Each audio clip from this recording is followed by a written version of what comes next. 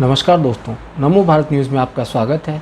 दोस्तों, जैसा कि आप जानते ही हैं, उत्तर प्रदेश की योगी सरकार आए दिन नए नए फैसले जनता के हित के लिए लेती ही रहती है और पूर्व में भी ऐसे ही ना जाने कितने साहसिक और सराहनीय फैसले जनता के हित में योगी सरकार द्वारा लिए जा चुके हैं और आगे भी लिए जाते रहेंगे, क्योंकि ये सरकार हमेशा देश के हित में ही सोचती आई है। ऐसी ही अभी मिल रही एक बड़ी खबर के मुताबिक उत्तर प्रदेश की योगी सरकार ने एक बहुत बड़ा फैसला शिक्षा के क्षेत्र में लिया है, जिसके बाद से विपक्षी उनके लिए इस फैसले से हैरान परेशान होकर रह गए हैं।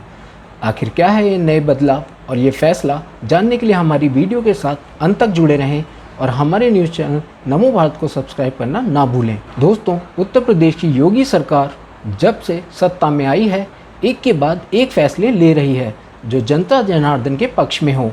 शिक्षा से लेकर अस्पताल और बाकी ज़रूरतों को भी पहले से बेहतर बनाने के लिए योगी सरकार उपयुक्त कदम उठा रही है। इसी क्रम में अब योगी सरकार ने राज्य के मदरसों को लेकर एक बड़ा फैसला लिया है। बता दें, योगी सरकार के इस फैसले के तहत अब मदरसा मॉडर्नाइजेशन स्कीम के अंतर्गत टीईटी पास शिक्षकों की ही मदरसों में टीचर के तौर पर नियुक्ति की जाएगी। सरकार के इस फैसले के बाद मदरसों में भर्ती के लिए नियमावली में अब जल्द ही संशोधन किया जाएगा। इसके अलावा सरकार ने मदरसों में दीनी तालीम को कम कर हिंदी, अंग्रेजी, विज्ञान, गणित, सामाजिक विज्ञान जैसे विषयों पर फोकस करने की तरफ भी कदम बढ़ाया है। सरकार ने फैसला लिया है कि मदरसों में अब केवल 20% दीनी शिक्षा और 80% आधुनिक शिक्षा कराई जाएगी। फैसले के तहत आलिया स्तर की मदरसों में एक शिक्षक की नियुक्ति होगी। कक्षा 5 तक के मदरसों में 4 शिक्षक, कक्षा 6 से 8 तक में 2 और कक्षा 9 और 10 स्तर तक के मदरसों में 3 शिक्षक मॉडर्न एजुकेशन पढ़ाने के लिए नियुक्त किए जाएंगे। यूपी के मदरसों में जो टीचर एलिजिबिलिटी टेस्ट को पास कर लेते हैं, उन्हीं को पढ़ाने की इजाज़त मिलेगी। अभी तक ऐसा होता था कि मदरसे में पढ़ाने वाले खुद शिक्षक बन जाया करते थे। मदरसों में शिक्षकों की भर्ती के लिए टीचर एलिजिबिलिटी टेस्ट लिया जाएगा। इसे पास करने के बाद ही वो पढ़ा सकेंगे।